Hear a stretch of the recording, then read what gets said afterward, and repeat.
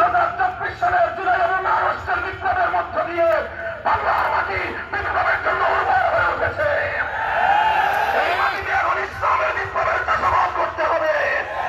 এই আওয়াজ এখনই তুলতে হবে, কুফরি সংবিধান আর মানব না আমরা। এখনই আওয়াজ তুলতে হবে, কোরআন সুন্নাহ বিরোধী কোন আইন, ইসলামী শরিয়া বিরোধী কোন নীতিমালা, কোন বিধিমালা শাসনের বাংলায় থাকতে পারবে না, থাকতে দেওয়া হবে না।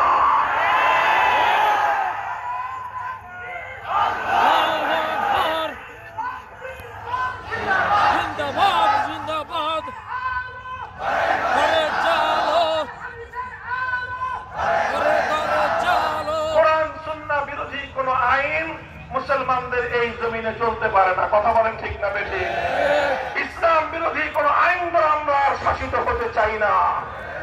এবার এই ইমানের দাবি নিয়ে, ইমানের দাবি আদায় করবার জন্য যদি ত্যাগের কোরবানির আগে করবেন তো, যদি মাথার ঘাম পায়ে ফেলতে হয় ফেলবেন তো,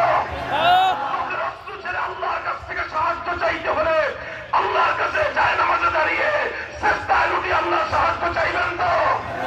আর এরপর যদি প্রয়োজন হয় আবু সাঈদের মতো ইসলাম বিরোধীদের বুলেটের সামনে বুক পেতে দিয়ে শাহাদাতের রক্ত দেওয়ার জন্য শহীদে ঈদগাহে জমায়েত হতে হয়, সেই ইসলামী রাষ্ট্র প্রতিষ্ঠার আল কোরআনের রাজ কায়েম করবার জন্য শহীদে ঈদগাহে রক্ত দেওয়ার জন্য কারা যাওয়া শপথ গ্রহণ করব।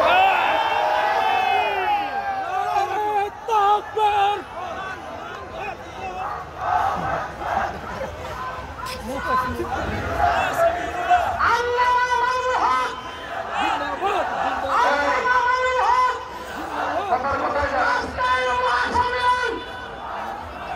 এগুলো কি শুধু কথার কথা না শপথ?